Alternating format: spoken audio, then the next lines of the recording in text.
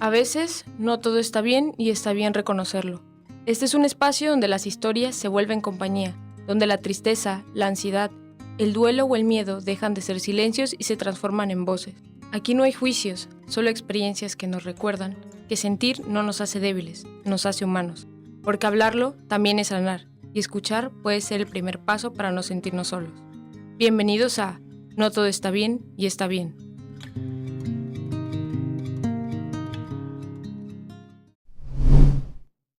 Hola, ¿qué tal? ¿Cómo están? Bienvenidos a un nuevo episodio de No todo está bien, está bien.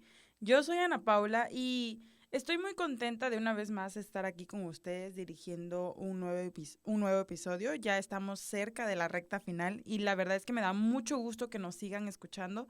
Recuerden que si no han escuchado los otros capítulos pueden hacerlo, ya están publicados para su comodidad. Y bueno, ¿de qué vamos a hablar hoy? Hoy hablaremos sobre un tema que muchas veces se disfraza de fortaleza o de disciplina, pero que en el fondo puede volverse una carga silenciosa. Y estoy hablando del perfeccionismo y la autoexigencia. Vivimos en una época donde parece que nunca es suficiente, ni lo que hacemos, ni lo que logramos, ni siquiera lo que somos. Y pues en ese intento constante de cumplir con todo, terminamos agotados, dudando de nuestro valor y olvidando que también tenemos derecho a descansar, a equivocarnos y a simplemente ser humanos. En este episodio quiero que reflexionemos juntos sobre cómo aprendimos a exigirnos tanto y cómo podemos empezar a soltar esa necesidad de ser perfectos para aprender a ser más humanos, más reales y más amables con nosotros mismos. El día de hoy les quiero contar la historia de Cristian. Cristian tiene 19 años y estudia ingeniería petrolera. Es un joven activo, apasionado por el gimnasio y siempre en busca de aprender algo nuevo. Quien lo ve desde fuera podría pensar que todo en su vida está encaminado: trabajo, estudios, metas claras. Pero detrás de esa imagen disciplinada hay una historia marcada por la autoexigencia y por la necesidad de demostrar, sobre todo a sí mismo, que es capaz de lograr más de lo que muchos esperaban de él. La raíz de esta historia está en su familia. Hace unos años su papá dejó la casa, después de una etapa de muchos problemas. Ese momento fue un parteaguas para Chris. Se sintió con la obligación de ayudar a su mamá, de no ser una carga y de demostrar que podía salir adelante. Y aunque nunca buscó demostrarle nada directamente a su papá, sí nació en él una fuerza interna que decía: tengo que hacerlo, no es opcional, a tal edad debo de haber logrado esto. Desde entonces, la autoexigencia se volvió parte de su vida diaria. Cada meta alcanzada no era suficiente, porque ya estaba pensando en la siguiente. Y si no cumplía con lo que había planeado, se sentía fracasado, aunque hubiera logrado mucho más que otras personas de su edad. Esa exigencia le dio disciplina, pero también lo hizo cargar con tristeza, ansiedad y culpa. Se comparaba con los demás y a veces sentía que estaba por encima, porque hacía más cosas que otros. Pero en lugar de satisfacción, eso le traía un vacío. Reconoce que hubo momentos en los que, sin decirlo en voz alta, llegó a hacer de menos los logros de otros, como si fueran pequeños frente a sus estándares. El punto más difícil fue darse cuenta de que su forma de ser podía herir a otros, su familia, su novia, sus amigos y también a sí mismo. Se sentía solo con sus estándares altísimos, atrapado en un ciclo de exigencia y culpa. Chris recuerda épocas en las que trabajaba 2 empleos, estudiaba y apenas descansaba. Creía que descansar era perder el tiempo. Se refugiaba en el gimnasio y el trabajo para no sentir, para no pensar en aquello que le dolía: la partida de su papá, la presión de ser suficiente, el miedo a no llegar a donde creía que debía estar. Físicamente el cansancio era constante. Emocionalmente vivía en una montaña rusa, días de motivación extrema seguidos de bajones profundos en los que se sentía fracasado. Y aunque lograba cosas, la paz nunca llegaba. Aunque mucho de este proceso lo llevó en silencio, no estuvo solo. Su mamá siempre ha estado ahí, apoyándolo en lo que puede. Su novia y algunos amigos cercanos también fueron un pilar, recordándole que no tenía por qué exigirse tanto y que el tiempo también es un aliado. Sus palabras fueron importantes para que Chris entendiera que no siempre tienes que vivir a contrarreloj, ni medir su valor por lo que logra. También el gimnasio y el trabajo fueron espacios de escape, pero con el tiempo se convirtieron en lugares de aprendizaje. Entendió que podía esforzarse sin castigarse, que podía crecer sin negarse al descanso. Chris confiesa que lo que más necesitaba escuchar era algo tan simple como: no es necesario exigirte tanto, lo que haces ya es suficiente. Hubiera querido que alguien lo mirara no solo por sus logros, sino por lo que es como persona. En lugar de presiones externas, necesitaba más palabras de alivio, de calma, de reconocimiento por el simple hecho de existir y no solo por cumplir metas. Va dependiendo de la situación, porque en mi caso a mí me ayudó mucho. Me hizo lograr cosas, me hizo aprender más cosas. A este punto, pues yo no me arrepiento de haberme exigido tanto, porque pues me ha ayudado, o sea, me ha ayudado mucho y siento que va dependiendo va dependiendo sí la situación de cómo lo afronte cada persona, porque por ejemplo yo lo vi como algo para mejorar, o sea, y si alguien más lo ve así, igual, o sea, pero si lo ve de otra manera, ahí es donde siento que pues, no sé, le afectaría quizás.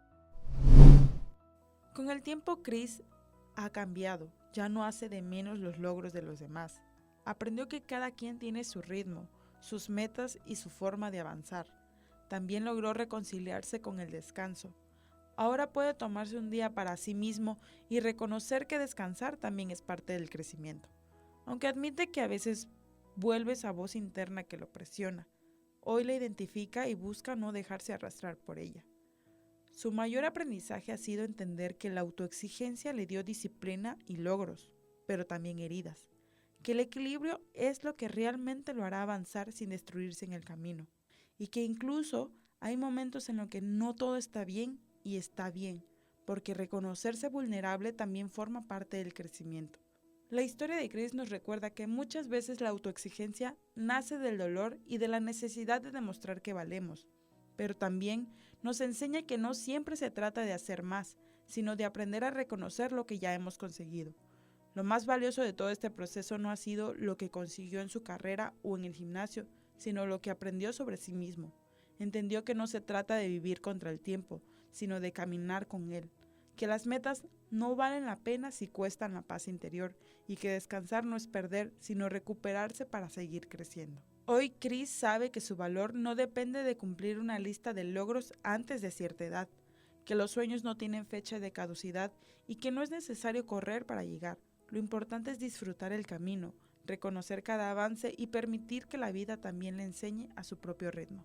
Y bueno amigos, ¿qué les parece esta historia? La verdad que muchas veces nosotros vivimos así, ¿no? Sobreexigiéndonos más de lo que deberíamos, sin tomar en cuenta los logros que ya tenemos. Muchas veces creemos que exigirnos más nos hace mejores, pero en realidad puede alejarnos de nuestra paz y de nuestra propia felicidad. Aprender a reconocer nuestros límites y ser compasivos con nosotros mismos, sé que no es fácil, pero es un paso necesario para vivir más tranquilos y auténticos. Y para ayudarnos a profundizar en esto, tenemos con nosotros al psicólogo Raúl, quien nos compartirá más información sobre la autoexigencia y el perfeccionismo. Escuchemos lo que tiene para decirnos. Podemos abordar el perfeccionismo desde la perspectiva de la terapia cognitivo-conductual, viéndolo o partiendo desde la concepción de que es un estilo cognitivo rígido, muy rígido, no permite flexibilidad en cuanto a las ideas inmediatas o a la percepción que se tiene de uno mismo. Podríamos decir que se divide en se compone de tres elementos principales. El primero sería los elementos cognitivos, los pensamientos que esto genera en nosotros, creencias del estilo: si no soy perfecto, soy un fracaso, cometer errores es inadmisible, no hay espacio para el error, y esto genera también distorsiones cognitivas. Pensamiento dicotómico, esto es de dos opciones nada más y es un todo o es un nada. Catastrofización es: si fallo, ya fallé, soy un fracaso, me va a ir, ya me arruiné la vida. O sea, es algo que realmente puede afectar de manera importante. Como de manera conductual, esta es la segunda parte. Puede ser que nos cause una obsesión por hacer todo de forma perfecta, o puede que nos lleve al otro extremo y nos ate y nos paralice a no hacer nada porque pensamos, si no lo puedo hacer perfectamente, mejor no lo hago. Y eso es una parte conductual, ¿no? Genera procrastinación. También puede generar este tipo de pensamientos obsesivos o conductas obsesivas en la que se repite y se repite de manera excesiva lo que queremos hacer. Y por último están los factores emocionales o fisiológicos, ¿no? Esto puede causar ansiedad, culpa, frustración.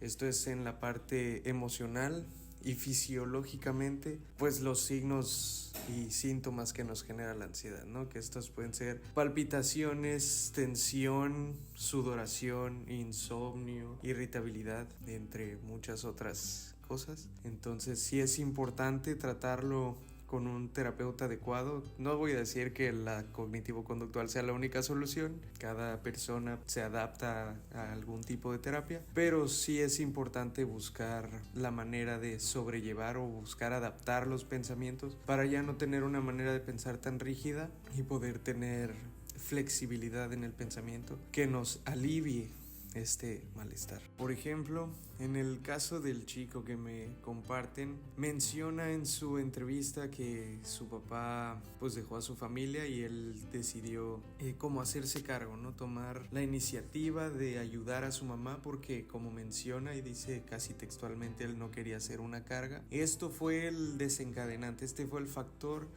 que lo impulsó y que empezó esta manera rígida de pensamiento, porque se puede entender su estilo de vida, su sustento dependía prácticamente de él desde una edad muy temprana, entonces no hay obviamente margen para error en algunos casos, pero a la larga esto se puede convertir en un pensamiento obsesivo y claramente traer problemas. Empezamos a descuidar relaciones interpersonales, nos absorbemos mucho en lo que pensamos que tenemos que hacer y no nos damos la libertad de detenernos un momento. A esto se le llama visión de túnel, y lo que hace es que básicamente no nos permite ver a los lados. Creemos que solo hay una salida porque, pues, como en un túnel nada más hay una forma de salir.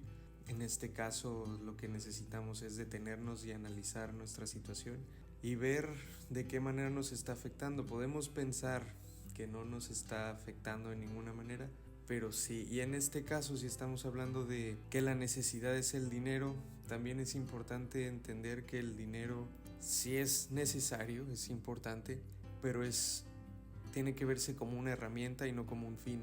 Podemos empezar a plantear el cambio cognoscitivo desde esa forma, pensar en el dinero como una herramienta que es para nuestro beneficio, para nuestro bienestar, y no como un fin. No tiene sentido acumular si no vamos a ver los beneficios de ese dinero. Entonces tiene que ser una herramienta para nuestro bienestar y el de las personas dependientes a nosotros, y no una carga que nos vaya a causar ansiedad, depresión, comportamientos obsesivos. Entonces yo creo que sí valdría la pena que, si estamos en una situación así, nos planteemos hacia nosotros mismos, hagamos una introspección y sí analicemos si nos está afectando y cómo nos está afectando. Muchas gracias al psicólogo Raúl, y ahora, como ya saben, siguen las recomendaciones con mi compañera Ingrid. Hoy vamos a hablar de algo que muchos jóvenes conocemos bien: la autoexigencia y el perfeccionismo. Esa voz interna que dice, tiene que salir perfecto. Puede motivarnos, pero también agotarnos. La historia de Christian refleja un camino lleno de logros, pero igual de gritos ahogados, de momentos que por más quisiera o lograra, nunca era suficiente. Aprender a ser amable con uno mismo es clave. Por eso traemos algunas recomendaciones para reflexionar, soltar un poco la presión y aprender a tratarnos con más amabilidad. A reconocer nuestros aciertos y errores, pero no dejando que estos definan etiquetas sobre nosotros. Además de trabajar una autoestima fuerte y saludable que no escapa a la primera inseguridad. En la recomendación literaria de hoy, presento un libro de autoayuda que va perfecto para lo que hoy enseñamos en el programa. El libro de hoy es Sé amable contigo mismo, de Kristin Neff. Profesora adjunta de Desarrollo Humano de la Universidad de Texas en Austin. Este es un libro basado en investigación empírica, en historias personales y también en ejercicios prácticos. Ahora, si quieren una lectura narrativa que trate este tema, hay que detenernos en una novela que habla de la presión académica, de la creatividad y de la búsqueda de tu verdadera voz. Radio Silence de Alice Oseman. La protagonista es Frances Janvier, una estudiante de 17 años obsesionada con sacar las mejores calificaciones y entrar a la universidad de sus sueños. Para todos, ella es la chica perfecta. Notas impecables, líder del colegio, siempre sonriente. Pero en secreto, Frances ama el arte, los colores y un podcast misterioso que le inspira a crear. Su vida cambia, da un giro, cuando conoce a Alec, el chico tranquilo detrás de ese podcast. Con él descubre que puede ser ella misma, sin miedo a decepcionar a nadie. Y juntos exploran un mundo creativo que contrasta con la presión académica y la expectativa de éxito que los adultos generalmente imponen. Radio Silence muestra con mucha sensibilidad lo que significa vivir con la idea de que solo vales si eres perfecto. Si alguna vez has sentido que tus calificaciones o tu futuro brillante definen quién eres, Radio Silence puede ser una lectura que te recuerde algo muy importante. Tu valor no depende de un título, ni de un estándar de perfección, sino de ser fiel a ti mismo. Para cerrar con esta sección de recomendaciones, la canción elegida es Are You Satisfied? De Mariana and the Diamonds. Esta canción suena muy vibrante y divertida, pero la letra es casi un espejo para quienes exigen demasiado. Marina nos hace una pregunta incómoda. ¿Alguna vez estarás satisfecho, incluso cuando logres todo lo que los otros consideran éxito? Es una invitación a dejar de medir nuestra valía solo por metas externas y a buscar la satisfacción en lo que realmente nos hace felices. Espero y disfruten de esta sección y si tienen la oportunidad de profundizar en estos temas, nunca están de más estas recomendaciones. Se hacen pensando en ustedes. Hasta el próximo capítulo.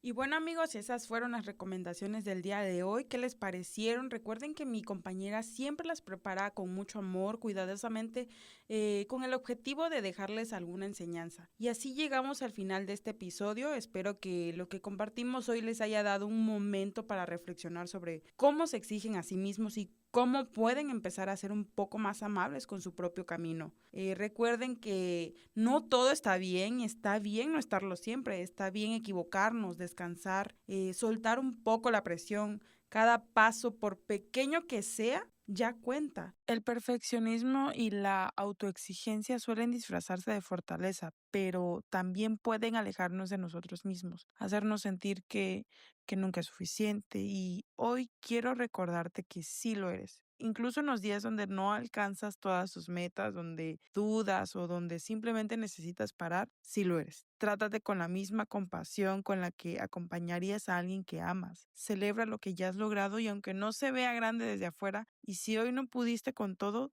también está bien. Los invito a que nos acompañen en el siguiente episodio. Recuerden que subimos uno cada semana. Gracias por acompañarnos una vez más. Soy Ana Paula y esto fue No Todo Está Bien y Está Bien. No todo está bien y está bien es un espacio creado con el corazón por Ana Paula López, Alexia Pairó e Ingrid Morales. Gracias a quienes lo hicieron posible, a los profesores Erasmo Marín Villegas, Dione Canolán, Lázaro Palma Salaya, a la directora de la División Académica de Educación y Artes Telma Leticia Ruiz Becerra y a los psicólogos María Isabel Pérez Sánchez, Raúl Ferreiro Pairó y Braulio Angulo Arjona. Y gracias a ti por escucharnos, porque cada palabra cobra sentido en ti. Nos despedimos por ahora, pero recuerda siempre, no todo está bien y está bien. Síguenos en Instagram como @notodoestabien, y está bien. Porque hablarlo también es sanar.